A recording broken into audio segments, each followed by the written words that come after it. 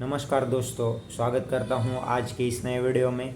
आज हम मीडिया के ऊपर लेकर ऐसे सेक्शन में बात करेंगे जो कि काफ़ी सारे जिन पर हमें सोच विचार करना चाहिए और मीडिया को एक नए तरीके से मीडिया अगर नए तरीके से रिप्रेजेंट करेगी तो ही हमारा देश तरक्की की ओर आगे बढ़ सकता है, क्योंकि मीडिया को फोर्थ पिलर कहा जाता है डेमोक्रेसी का। और मीडिया जो है वो अगर फोर्थ पिलर है उतना स्ट्रांग, तो मीडिया को अपनी जिम्मेदारी का भी उतना ही एहसास होना चाहिए और उस जिम्मेदारी के चलते कुछ ऐसे काम हैं जो उन्होंने अच्छे तरीके से करने चाहिए।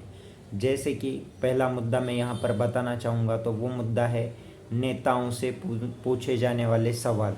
ये जो नेताओं से सवाल पूछते हैं डेली रूटीन में, हम जब देखते हैं न्यूज़ वगैरह, तो ये उनसे पूछते हैं कि आज आपका दिन कैसा रहा, आप यहाँ पर विज़िट किए थे या फिर वहाँ पर गए थे तो आपने क्या किया, कैसे किया, या फिर आप कौन सी चीज़ें खाते हो, कौन सी चीज़ें नहीं खाते हो, आपका डेली खर्चा कितना होता है आपके फैशन पे, फूड पे।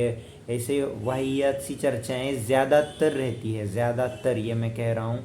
लेकिन ज़्यादातर चर्चाएं बल्कि इस पर होनी चाहिए कि उनके पास कौन सा डिपार्टमेंट दिया गया है गवर्नमेंट चलाने का, तो उन डिपार्टमेंट में किन किन काम काजों पर चर्चा हुई है, किन किन काम काजों पर कामों की पूर्ति हुई है और किन किन कामों की पुष्टि वो कर रहे हैं, या फिर किन किन नए विजन्स को लाने की उनकी संसद में जो है वो चर्चा होती रहती है। तो इन सारी चीज़ों पर बल्कि नेताओं को क्वेश्चन किए जाने चाहिए, लेकिन मीडिया नेताओं को सही ढंग से सही मायने में क्वेश्चन ही नहीं करता है। ये सबसे बड़ा वीक पॉइंट है हमारे इंडियन मीडिया का पर्टिकुलरली। अब दूसरी बात करते हैं, तो वो बात ऐसी है कि सेलिब्रिटी का जो मुद्दा है वो इसलिए मैं कहना चाहूँगा क्योंकि सेलिब्रिटी को आपने डेली रूटीन में इतना एक्सपोजर दे के रखा है, आम इंसान ये बातें नहीं जानना चाह रहा है कि सेलिब्रिटी जिम गया था, नहीं गया था, उसने आज ब्रेकफास्ट में क्या खाया या फिर क्या नहीं खाया, या फिर उसने आज कौन तरीके से कपड़े पहने हैं, या फिर उसका फैशन सेंस जो है उसके कितना अर्निंग होता है फैशन सेंस से, या फिर उसको कितने सारा पैसा मिलता है नई फैशन करने के लिए। इसमें आम इंसान रुचि नहीं रखता है। आप इस बात को ज़रा ठीक से समझिए, या फिर अगर आपको ये सेक्शन रखना ही है सेलिब्रिटी, तो वो अलग से स्लॉट करके सिर्फ 10-15 मिनट का रख दीजिए और फास्ट रन में उसे चलाकर ख़त्म कर दीजिएगा। क्योंकि हमें जानना है खेती कहाँ तक पहुंची है, जवान जो है हमारे उनकी डेवलपमेंट कहाँ तक हो रही है, हमें जानना है हेल्थ इंफ्रास्ट्रक्चर कहाँ तक आ चुका है, हमें इन सब चीज़ों में रुचि है। आप समझ लो ज़रा सा, थोड़ा तो ध्यान में रख कर चलिएगा। मीडिया से ये बार बार कहना चाहता हूँ मैं इस वीडियो के माध्यम से। तीसरा मुद्दा है मेरा क्रिकेट। ये जो स्पोर्ट है ये मेरा पर्सनल फेवरेट स्पोर्ट भी है, लेकिन क्रिकेट के साथ साथ अन्य स्पोर्ट को भी एक्सपोजर दो, अन्य स्पोर्ट को भी साथ ही साथ स्लॉट्स में अलॉट करो और उनकी जानकारी डेली बेसिस पर देते रहो। डेली बेसिस पर बाकी स्पोर्ट्स की जानकारी हमें मिलनी चाहिए। जो गांव में बच्चे पलते हैं बढ़ते हैं उन्हें पता तक नहीं होता कि वो बहुत सारी चीज़ों में माहिर होते हैं, एक्सपर्ट होते हैं, लेकिन उन्हें मालूम नहीं होता ट्रेनिंग कहाँ पर लेनी है, आगे चलकर क्या क्या करना है। तो आप इन सब चीज़ों पर थोड़ा सा ज़्यादा गौर करिए, बाकी के स्पोर्ट्स को उतना ज़्यादा एक्सपोजर दीजिए, उनकी ढेर सारी जो बातें हैं वो हमें बताते रहिए, ताकि ये नौजवान जो है आगे बढ़ने वाला आने वाली पीढ़ी उनको वो सतर्क रह सके, वो आगे चलकर और देश का नाम ज़्यादा अन्य स्पोर्ट्स में गौरवान्वित कर सके। तो ये तीसरा मुद्दा हो गया। अब चौथा मुद्दा जो है कि बिजनेसमैन्स जो होते हैं जो हाई लेवल पर काम करते हैं, तो उनके बिजनेस लोन्स जो है वो किस एक क्राइटेरिया पे अलॉट होते हैं और फिर बैंक उन्हें इतने बड़े लोन देकर बैंक बाद में लूट जाती है। ये हो क्यों रहा है हमारे देश में? विजय माल्या, नीरव मोदी, इन जैसे कई जो बड़े बिजनेसमैन हैं वो देश को चूना लगाकर जा क्यों रहे हैं? वो निकल क्यों पा रहे हैं इस सिस्टम से? क्या कायदा और कानून नाम की कोई चीज़ नहीं है? तो ये होता कैसे है? इन सब चीज़ों का एग्जैक्ट एक्सप्लेनेशन आम आदमी तक पहुंचाओ, ये ज़्यादा ज़रूरी है, ताकि हम टैक्स भरते हैं, हम पैसा भरते हैं, हमारा ही पैसा है, हमारे ही पैसे से देश चलने वाला है, तो हमें इन सब चीज़ों की जानकारी होनी चाहिए। अब एक नए मुद्दे पर बात करते हैं, मतलब नया मुद्दा नहीं, ये मुद्दा पुराना ही है, लेकिन इस मुद्दे को नए सिरहाने से हमें ढूंढना चाहिए, नए सिरहाने से इसे डेवलप करना चाहिए। और वो मुद्दा है एजुकेशन लेवल। एजुकेशन लेवल आज कहाँ तक पहुँचा है और एजुकेशन लेवल के साथ साथ पैरेलली इंडियन यूथ कहाँ जा रहा है। ये दोनों चीज़ें जो ऐसी है जो देश को सक्षम बनाती है, एजुकेशन और इंडियन यूथ। क्योंकि अब इंडियन यूथ पीक पर है और साथ ही साथ हमारे साथ देश में पीक पर क्या चल रहा है, बेरोज़गारी। तो ये दोनों चीज़ों का डिसबैलेंस जो है, वो डिसबैलेंस क्राइम रेट ज़्यादा पैदा करती है, लोगों में मेंटल स्ट्रेस, तनाव और बाकी के अन्य कई सारे इसके साइड इफ़ेक्ट्स बढ़ते जाते हैं।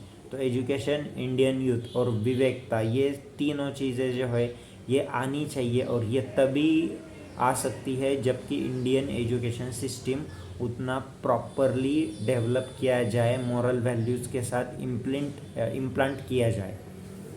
तो अब एजुकेशन के बाद मैं अगला मुद्दा बताना चाहूँगा कि डिबेट। हमारे देश में डिबेट का जो सेक्शन होते हैं वो गलत चल रहे हैं। मतलब इंडिया वर्सेस पाकिस्तान का डिबेट करा देते हो आप लोग हिंदू वर्सेस मुस्लिम का डिबेट करा देते हो आप लोग, और अन्य कई सारे डिबेट करा देते हो। तो इन सारे डिबेटों से हमें कोई लेना देना नहीं है, क्योंकि हमारे लिए डिबेट ये ज़्यादा मायने रखता है कि महंगाई पर कोई बोले, बेरोज़गारी पर कोई बोले, बढ़ते सिलेंडरों के दामों पर कोई बोले, इन सब चीज़ों पर, ट्रैवलिंग के खर्चे पर कोई बोले। आज बढ़ता ही जा रहा है सब कुछ, क्योंकि पेट्रोल, डीजल, सभी चीज़ों को इतनी महंगाई बढ़ा दी गई है और महंगाई का प्रॉपर कोई एक्सप्लेनेशन नहीं दे रहा है, कोई नहीं दे रहा है। जो गवर्नमेंट में रूल कर रहे हैं वो महंगाई पर बात करने के लिए तैयार नहीं है। जो अपोजिशन पार्टी है वो कभी कोई सवाल खड़ा भी करा कर दे तो मीडिया उसे सीधे सीधे तरीके से इग्नोर कर देती है और आम जनता तक ये बातें आप लेकर ही नहीं आ रहे हो। ये इतना ज़्यादा दोगलापन क्यों है मीडिया में। अब अगला मुद्दा, क्राइम। जो कि क्राइम होता है, गुनहगार या फिर जो भी कोई हो, तो गुनाह कोई भी करे, कोई भी इंसान गुनाह करे, तो सबसे मेन बात, कोई भी क्राइम की न्यूज़ चलाते वक्त उस न्यूज़ में किसी के मज़हब का जो आप वर्णन करते हो तो वो मज़हब का वर्णन नहीं आना चाहिए। वो इसलिए नहीं आना चाहिए क्योंकि जिसने क्राइम किया है वो एक क्रिमिनल है और क्रिमिनल का कोई भी मज़हब नहीं होता है। या बात ध्यान में रख कर चलिए, हर मज़हब में आजकल क्राइम हो ही रहे हैं, लेकिन आप पर्टिकुलर आपके टीआरपी के लिए कोई ना कोई मज़हब का क्राइम इसलिए सिर्फ उठा रहे हो ताकि उसमें टीआरपी मिल रहा है। तो ये सबसे घटिया और वाहियात सी चीज़ है जो आप मीडिया लोग कर रहे हो और हमारे इंडियन यूथ को और इंडियन लोगों को गुमराह करते चले जा रहे हो। इसके वजह से इंडियन यूथ, जो अपकमिंग आने वाला यूथ है, जो 13-14 साल प्यूबर्टी में जो आगे से आगे से बड़े हुए वो जो लड़के लड़कियाँ आ रही है, वो सही गलत का फैसला ठीक तरीके से नहीं कर पा रहे हैं। तो उनके जो मतलब ब्रेन्स है उन पर गलत प्रभाव पड़ रहा है, ब्रेन वॉशिंग सा ये एक तरीके से उन पर इम्पैक्ट करता चला जा रहा है। आप आने वाली पीढ़ियों को बर्बाद करने का काम कर रहे हो लिटरली। ये बात आप ध्यान में रखकर चलो। अब अगला मुद्दा बात करते हैं। तो ये मुद्दा ऐसा है कि आप डाइवर्जन करते हो। डाइवर्जन मतलब एक सही मुद्दा छुपाने के लिए आप किसी दूसरा फेक मुद्दा उठाते हो और उस फेक मुद्दे को ज़्यादा चला देते हो। जैसे कि फॉर एग्ज़ाम्पल गुजरात के बंदर पे जब 2000 किलो का ड्रग्स पकड़ा गया था तो उसकी न्यूज़ तक नहीं छपी, उसकी खबर तक नहीं बनी, लेकिन आपने किसी सेलिब्रिटी के बच्चे को ड्रग्स के, जो कि उसने लिए भी नहीं थे, ये साफ साफ साबित हो चुका है लगभग अब, तो आपने उसको इतना ज़्यादा नेशनल इशू बना दिया। तो हमारे यूथ को ये जानकारी होनी चाहिए कि इतना ज़्यादा ड्रग्स जो है 2000 केजी का, तो वो कहाँ से आता है, ये ज़्यादा ज़रूरी है। और इतने ड्रग्स का आखिर में अंत में मार्केट क्या चल रहा है, इसका पर्दाफाश होना ज़्यादा ज़रूरी है, ना कि वो सेलिब्रिटी के किड ने ड्रग्स लिए या फिर नहीं लिए। वो मुद्दा ही नहीं था इस देश का। नया मुद्दा ये है, एक सही से स्टेटमेंट को आप गलत तरीके से इम्प्रिंट करके बता देते हो। जैसे कि मैं यहाँ पर एक मुद्दा एग्जाम्पल के तौर पे कहना चाहूँगा, वो था आमिर खान की वाइफ ने जब कहा था कि देश अगर इसी तरह चलता रहा तो हमारी बेटियाँ रहने लायक नहीं है, देश में सेफ़ नहीं है। तो ये स्टेटमेंट को आपने ऐसा बना दिया कि आमिर कह रहा है देश सेफ़ नहीं है रहने के लिए, जबकि यही सेम बात जब लड़कियों पर बलात्कार हो रहे थे, अंजना ओम कश्यप जी ने, जो कि एक न्यूज़ एंकर है, उन्होंने भी सेम बात कही थी कि हमारी लड़कियां इस देश में रहें या ना रहें। तो ये मुद्दा यह था कि हमारा देश सेफ़ नहीं रह रहा है। और सेफ़ क्यों नहीं रह रहा है? क्योंकि हमारा कानून वीक पड़ रहा है। और कानून वीक क्यों पड़ रहा है? क्योंकि हमारा गवर्नमेंट ठीक तरीके से रूल नहीं कर पा रहा है।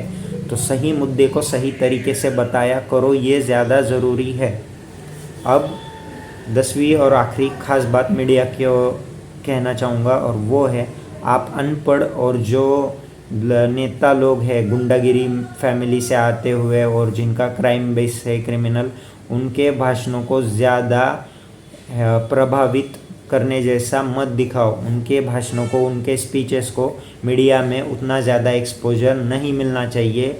उनके जो भी बोल्ड स्टेटमेंट्स है या फिर कुछ भी स्टेटमेंट्स है, आप उनको हवाबाजी के तौर पर चला दे रहे हो, जैसे कि बहुत बड़ा कोई तोहफ़ मारा है उस इंसान ने, तो वैसा कुछ नहीं हो रहा है। वो इंसान कुछ नहीं कर रहा है इस देश के लिए, क्योंकि वो एक अनपढ़ है, गंवार है और वो क्राइम फैमिली से आता है जिसका बेसिक क्राइम है। तो आप इनको ज़्यादा बढ़ावा ना दें, ये मैं यहाँ पर अनुरोध करना चाह रहा हूँ मीडिया से।